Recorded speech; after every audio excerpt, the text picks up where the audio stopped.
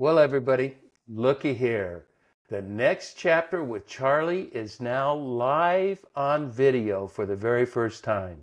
And you get to join the experiment because this is a test that we're going to post the test. So it's going to be whatever it comes out like, it's going to come out like, but we're very excited. We're planning on this being our platform beginning 2025, but we will see. Now, for my very first live show, is my dear friend, the brilliant, the ever so talented Caitlyn Cogan Doemner. And we're going to talk about a subject that could be controversial, but it's really not because it's so universal. And Caitlyn, as I was wrestling on how to explain our topic, Caitlyn said, well, why don't you say, and she went on with this brilliant exposition. And I told her, you know what, Caitlyn, you just tell everybody that. So tell us what you said because it was so good. I love this. So Charlie, you and I are having a great conversation about politics and you're like, well, I don't know if we want to get political. And I was like, you know what? Let's talk about the nature of social justice. Who is responsible for the poor? So we know that everybody's talking about politics and it's creating division and strife. And we know that that clearly isn't the Jesus way. So what is an alternative methodology? And can we create a manifesto of love that isn't just this heady, cerebral, spiritual thing in the clouds, but actually has feet on the ground? And we can talk about what does it really mean to love humanity in today's day and age? You know, you just said some magic words that I'm making it the title of our show, a manifestation of love. Tell me what you mean by that. Yeah, well, I was saying manifesto, but I do believe it has to be manifested in order for it to be worth something. So how can we create an ideology of what it means to have unconditional love for ourselves, for others, to love others as ourselves? That's the nature of that mandate. And then as we have this manifesto, it's very simple, right? Love God, love others as yourself. Like Jesus was really clear that love is really the only thing that we need to be worried about. But I find that my Christian brothers on the right side and my Christian sisters on the left side, like they see this thing very differently. And so what we want to kind of dig into and unpack is what is the nature of love on the ground in Washington, D.C., in our own city councils? What are we doing that shows the world what love looks like in today's political arena? You know, and I so agree. You know, I was thinking, and I put that I wrote a blog on this subject, my last blog, so that would have been November early. I don't remember what date, but it was titled "It Begins with Me," and I thought it seemed to me that the election itself incited powerful thoughts about social justice. And I figure my friends who who lean left or are strongly left feel very strongly that social justice is being challenged and may be in danger. And so today, what I want to do is exactly what you said. I don't want to talk about politics because I believe this is personal. This is about Caitlyn, it's about Charlie, and it's about everybody listening. It's personal. It's a show about you and me and our responsibility to other people and to creation. And I think, you know, even as you mentioned city councils, you know, there's a place for that. There's a role for all that. But what I want to focus on is what is our personal responsibility? Because I think, you know, I am fond of individualism, and I know that that's not popular with everybody, but individualism with a charismatic heart for other people. And just recently, a couple weekends ago, I attended a 450-person conference put on by Richard Rohr's the Center of Action and Contemplation. The attendees, and this was by invitation only because they were part of a group that's called the Living School, were people committed, deeply committed to serving the disenfranchised, as well as learning life-giving habits of a contemplative spiritual mysticism.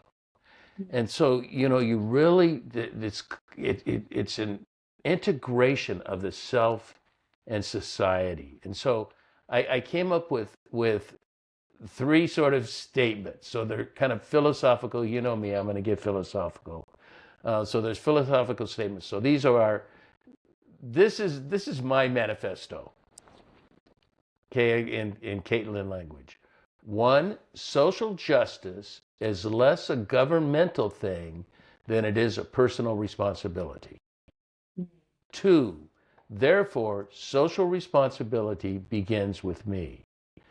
And the beginning with me is not my actions, but my character and my heart.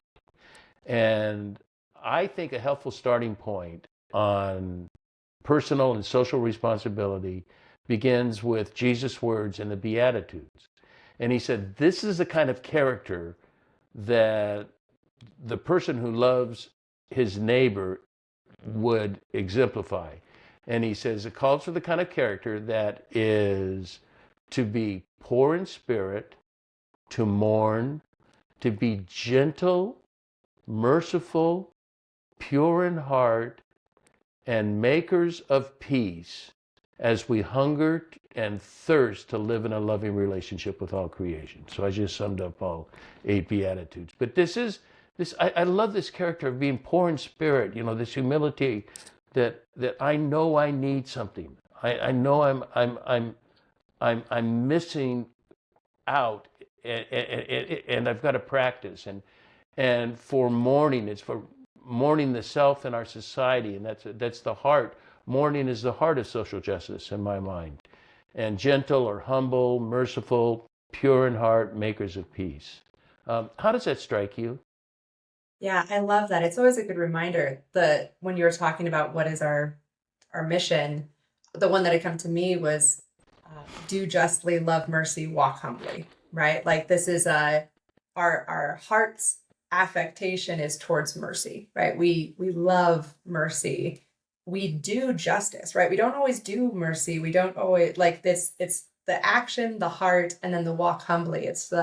And I think that's what you're getting into with the Beatitudes is this proper recognition that we are not always sure of the best way forward, and we're going to do the best what we have with where we're at, and we're looking at each circumstances. And that's, for me, this is where I found a place of compassion between the right and the left. There was a great book by Ken Wilber called The Theory of Everything.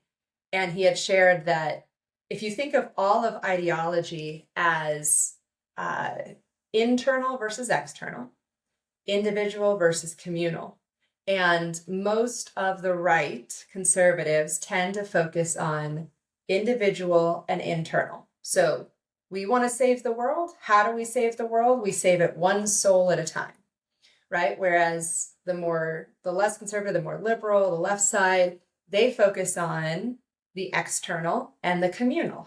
We want to save the world. How are we going to save the world? We're going to do prison reforms and education systems, and we're going to try and level the playing field of the circumstances, and that's how we're going to save the world.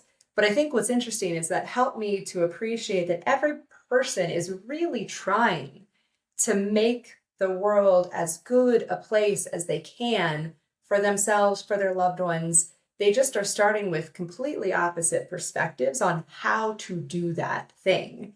And so once you can appreciate that the other person's heart is in the right place, they just are tackling the same problem from the other end of the rope.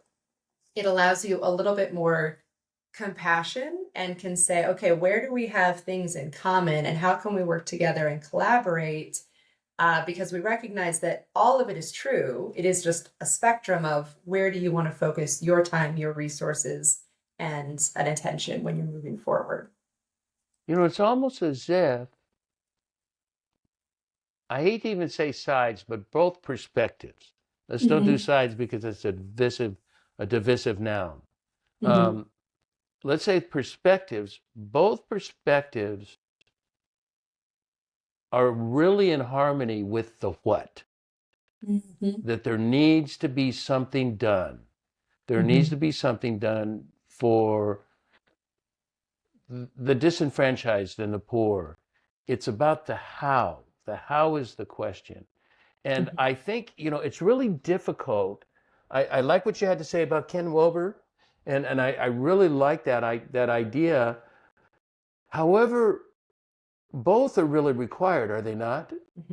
And both are really very important. One side pays more attention to a focus than the other. But you brought up when we were talking, as long if we could simply understand that we are both searching for the same what, it's a Hmm. different how, now we have room for dialogue Yes. because there's an appreciation for the other side that you're trying. I would do something different.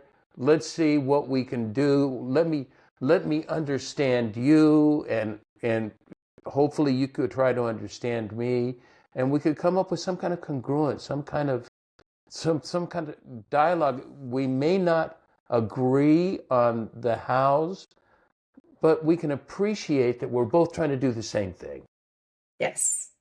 Yeah, and I think that's what I'm looking for is integration, wholeness. How can we balance both perspectives in this work that we're doing? So I do a lot of coaching and healing, and I've recognized you can just focus on one or the other, and it's really challenging. So I've seen people who have changed everything around their life. They got a new job, they married a new partner, they lost the weight, but they changed everything external, and internally they hadn't done the inner work to align with that new identity. And so inevitably they sabotaged, everything fell apart, or they were just as miserable as they were in the old job with the old partner in the old sized clothing. And so I think for me, I've come to realize it has to be both. And if you're just doing the inner work, but you're not testing it in real life, you're probably bypassing. You're probably doing some spiritual bypassing. Um, and if you're just focused on the external, it's not going to be, we won't be able to sustain that level of shift. So it's like when I've seen people just give money to the poor, right? The money just dissipates and it doesn't actually make a positive, lasting impact because they still think of themselves as poor, right? And so I want to kind of balance that if in every dialogue that we're having, if we are going to go in and do education reform, how are we also working at an individual level? How are we incorporating mindfulness techniques and self love lessons? Like, how can we balance the need for the individual needs to recognize that they are valued, that they're loved, that they are powerful, that they are connected to God, however you describe God, whatever that looks like, right? Bringing people back to their own personal center. And then I find that once they have those inner belief systems, it's a lot easier for them to sustain an external environmental change because they have the identity capacity, the psychological framework with which to sustain that. Does that make sense? Yeah, it does. And it is, personal development is individual development, individual growth. A couple things come to mind. I think the two biblical references that we use, the Beatitudes from Matthew and the walk humbly, do Mhm. justice. No, Love, walk humbly, do justice, love and mercy. and have mercy. From Mhm. Micah, I think that's I from think so. Micah. I'm not sure. Hmm. Yeah. Um, it begins in a core in our heart. It Hmm. begins with who we are as a person. What is our identity as a person? And if my identity, like you talked about the people that make changes in their life with marriages and careers and who knows what all, those are really external, only temporary fixes. Now, Hmm. they can be meaningful fixes, like if you're if you're in a horrible relationship and you find a relationship that's based on love, that's extremely important. New jobs. I know people that hate their jobs and Mhm. just hate it, and they want to get into a more meaningful and more empowering job. My wife is a leadership expert. Believe me, she studies leadership more than anybody I know. And she said something she just read was talking about it was on leadership, and the first quality of leadership was dedication to personal development. Mhm. But the author, whoever she was talking about, I don't know, stated, and I thought this was really interesting. So many personal development or personal growth efforts too often have no metrics by which to measure the growth. Mm. I want to develop, I want to grow. But what does that mean if there are no metrics? What am I growing toward? What am I trying to do? And with social justice, we're trying to grow our heart and our compassion for in biblical terms, our brothers and sisters who are not as fortunate as we are, who are in circumstances that are very difficult to come out of. Mhm. Inner cities. What is the Mhm. answer for inner cities? I know no answer. I know, because there are people without hope because they have seen hope, and they make less than minimum wage, so they can't make a living. So after you do it for a while, you say, why am I even doing this? Because Yeah. I can't survive on that. We've got to understand those kind of people and not label them Mhm. as, oh, they don't want to work hard enough. They don't know what Right. work hard enough even gets them, and they don't know direction. They're directionless, and so those are areas that I think I could serve, is helping, giving people strategies, tactics, Mm. but tactics of the heart, strategies of the heart, and that Yeah. they have. That's what we do with one group I work with called Higher Ground. We work with giving people hope and helping them find their identity, that they are valuable, and that it's important for them to have a mission, a personal mission of value. Yeah. Uh, and I love this word hope. I'm like eating it up because I do feel like that is really at the core is where does hope come from? And it's interesting. I was just reading Brene Brown's Atlas of the Heart, and she says hope is not a feeling, it's a state. And she said there's GPA. There's three things that you need for hope. G is a goal, P is a plan, and A is agency. You need to feel like I know where I'm going, I know how I can get there, and I know that I can do it.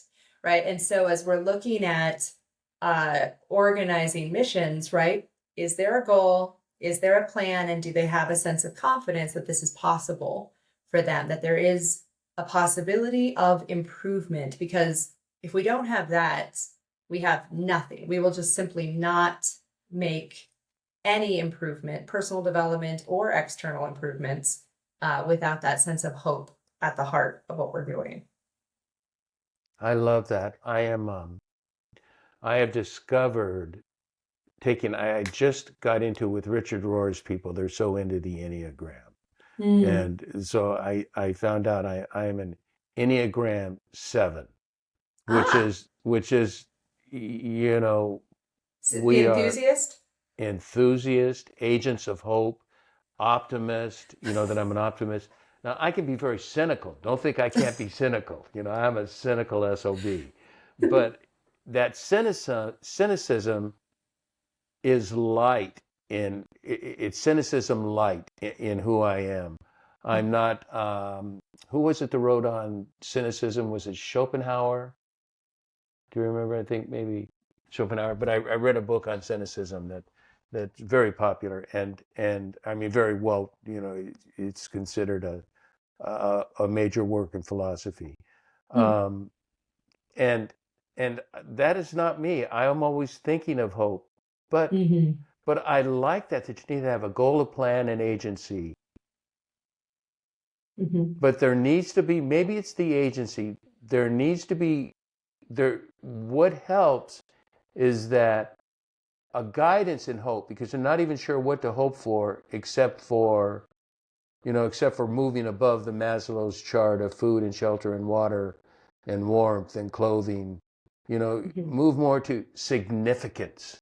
Mm. That I can be, we want to belong, our belonging deal. We not only desire just to belong, we desire to belong to something that's important, something Mm. that's of value to us.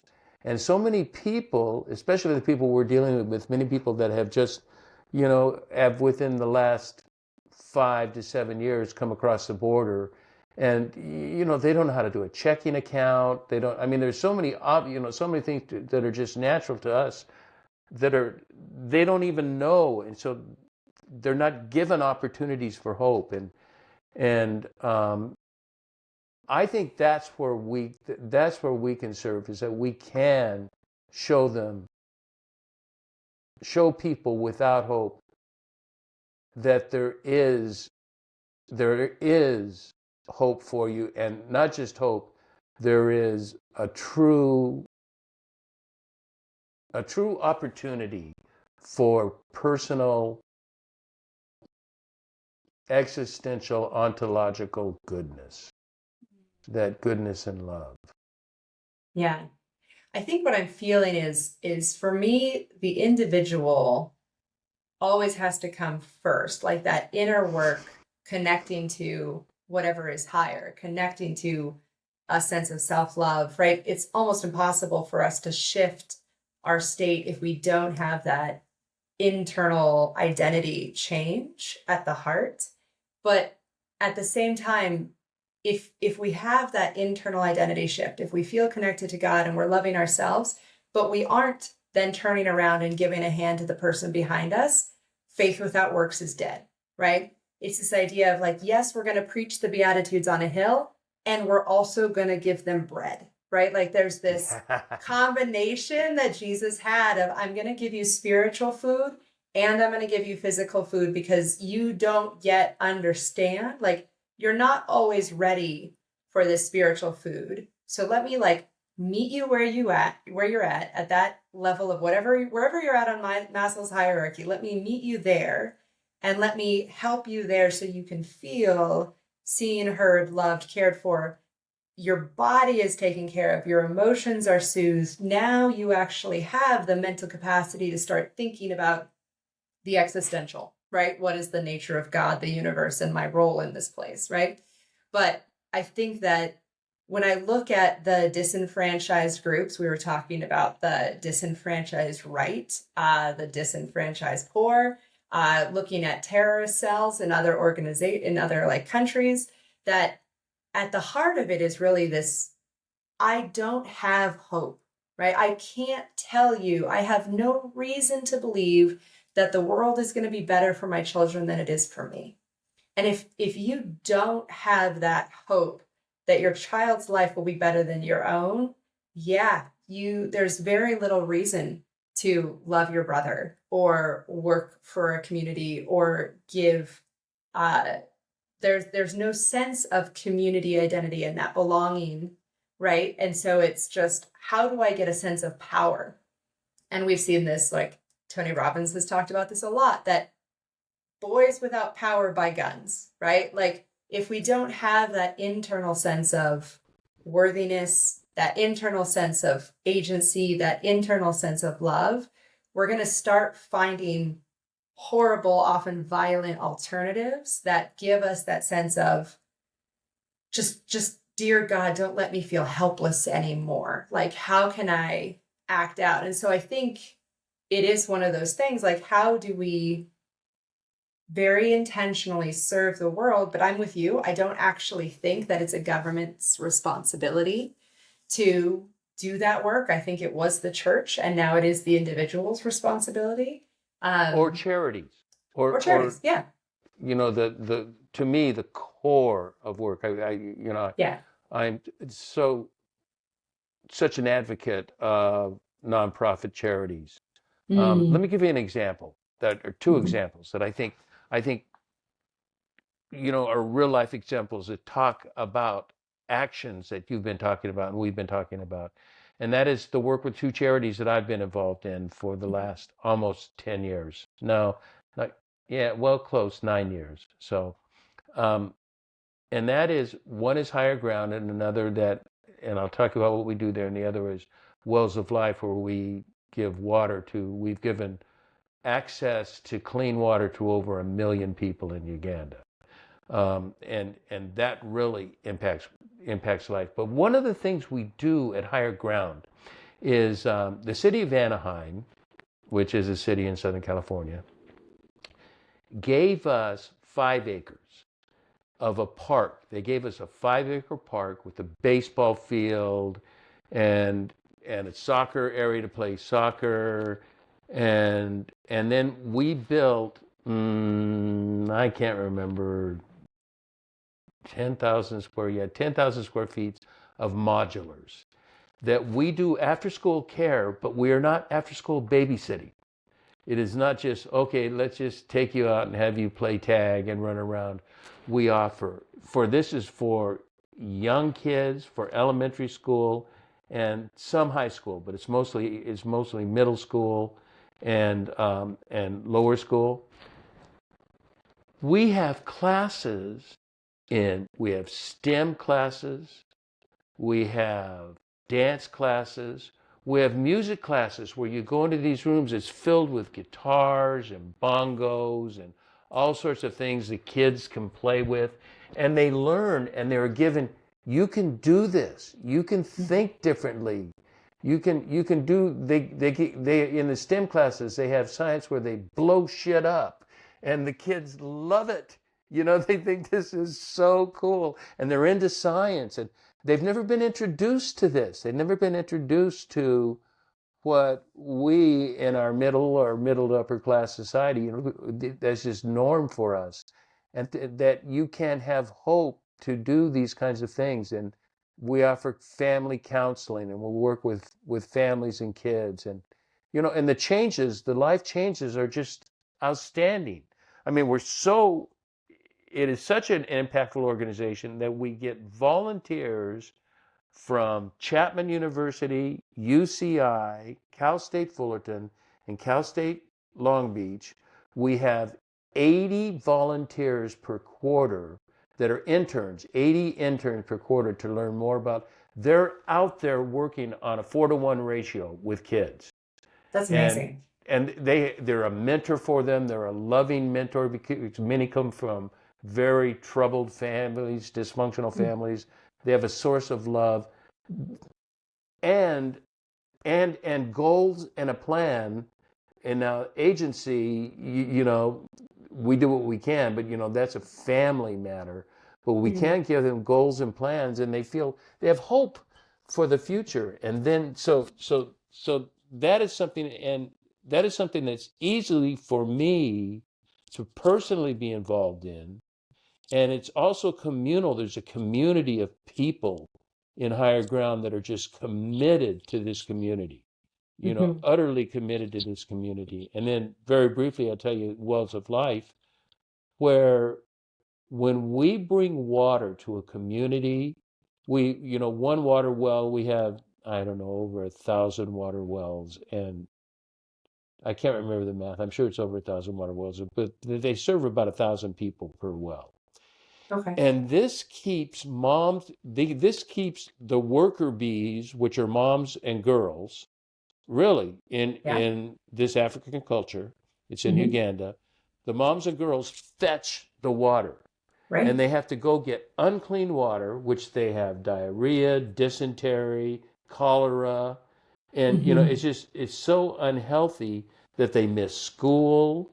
Right. um, they can't do chores around the house. And when we put a water well in their community, now we've doubled and tripled the number of girls that attend school regularly. Yeah. We've worked on issues like menstrual hygiene and how and the big thing, we help the girls because we actually supply um, um, reusable, washable menstrual pads Mhm. that they can have that. And we also educate the boys not to diss the girls, because that's a big thing. Boys always make fun of girls as they're going through this. And so these are changing lives. These are hope. You're not just, you're giving them physical hope with water, but you're helping them mentally, emotionally, and Yeah. their career. Hmm. That's the kind of thing I think we can do as individuals that the government just doesn't do a good job. Yeah, it's really challenging at the biggest levels to affect anything effectively, right? I really feel like my philosophy of politics is always drive the power down to the smallest common denominator. And so how can we push that power so that states shouldn't have any, or the federal government shouldn't have any power that the states can handle. The state shouldn't have any power that the cities can handle. The city shouldn't have any power that the family can handle, right? The family shouldn't, that the individual, right? It all comes down, if we actually believe that democracy is going to be an effective form of government, it requires a trust of the individual. It absolutely is built on the individual can and should and has the ability to have a voice in the government. So that's where I think for us, it's like we have to get down to that individual level. We have to get to the person. I trust an individual to be able to change their circumstances. If I assume that everybody needs external help, all I'm doing is disempowering that person further. So this is where it's such a hard balance of like, how do I provide the resources?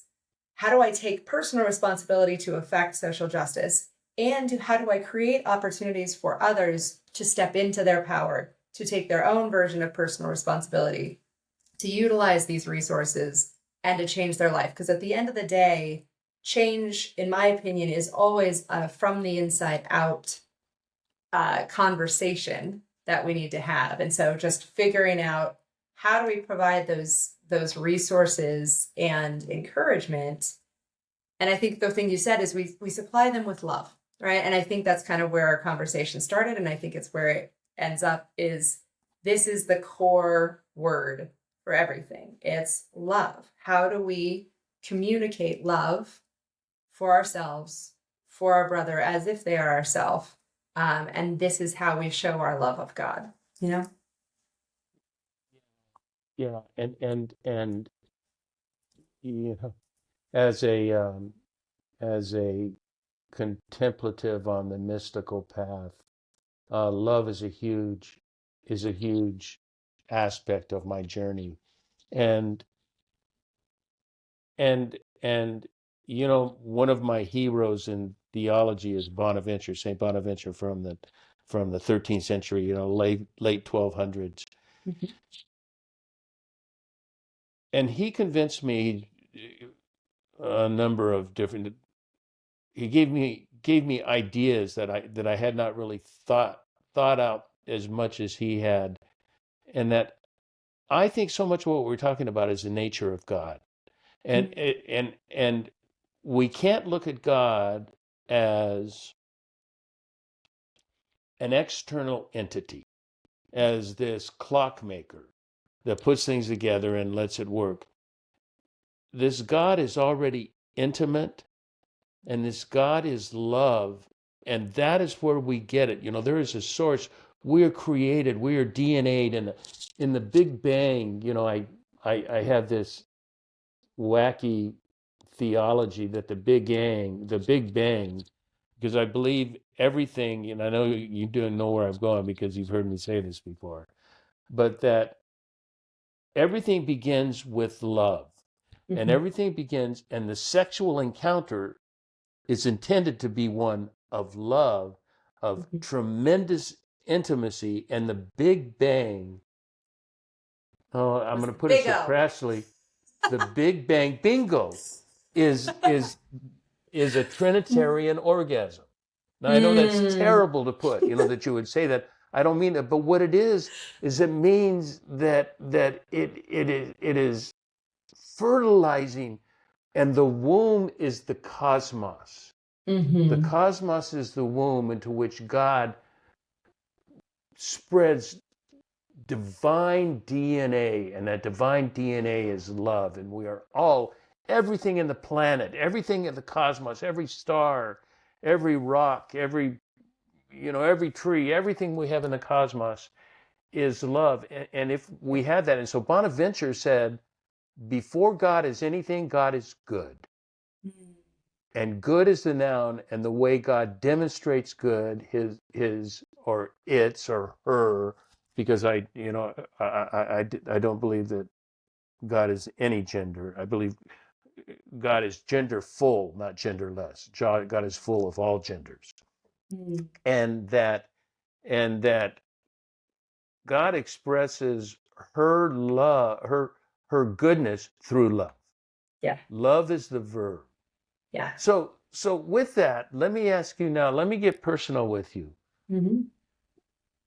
What kinds of things do you do or do you think you can do that contribute? I want to give people ideas of what we can physically do to contribute to raising up the poor and disenfranchised. What can we do? I love this. So I feel like there's so many different ways that we can tackle it, but you asked for the personal, so I start with the personal.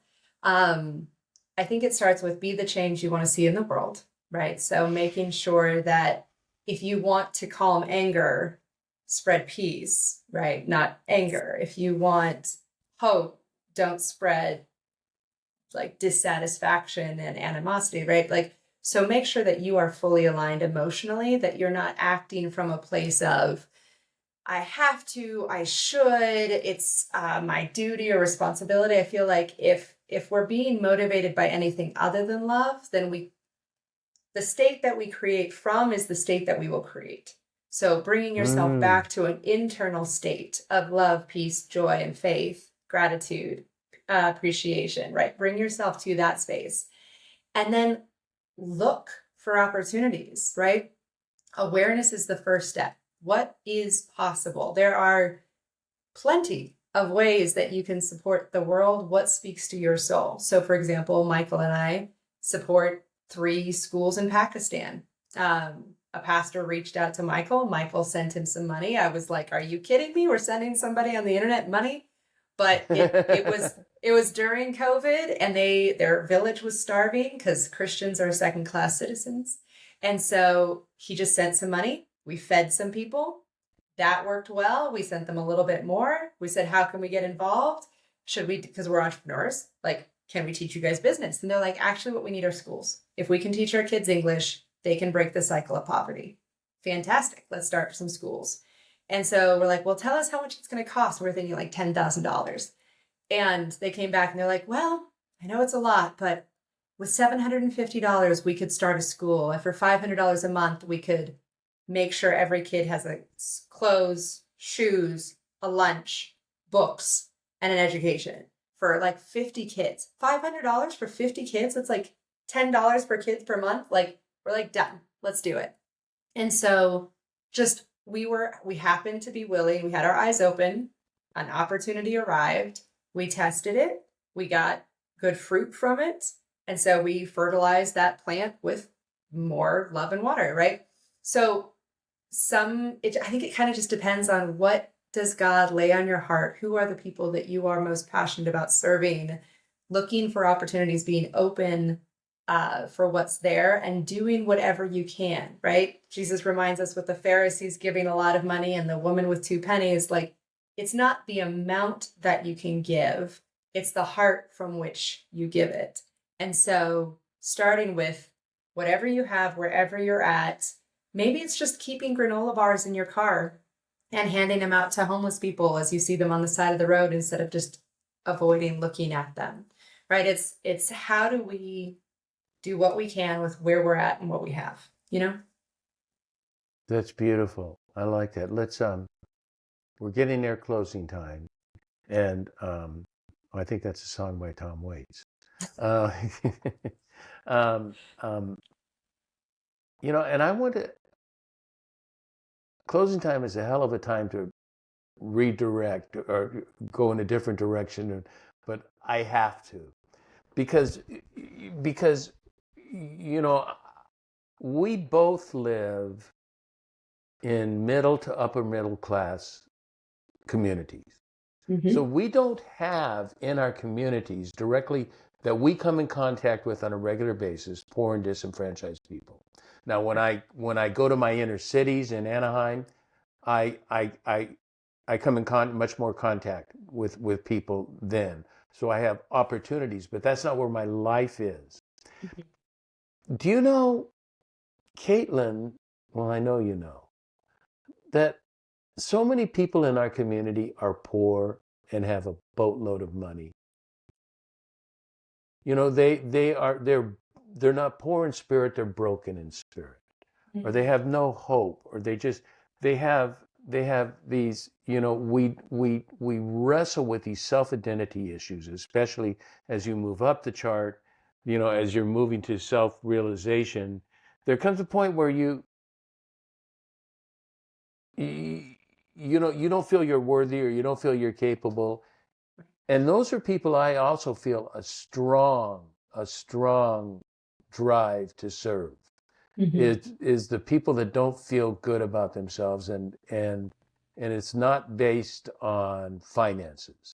It's Mm-hmm. based on brokenness of heart, and people have poor marriages and poor jobs and just poor self-esteem. There are the broken people, the poor people in our community that need as much help as others because their life is so tormented. And I know, no, I'm sure people disagree, say, well, as long as they have money, they're okay. Well, that's until you know people with a lot of money and their life is pretty shitty.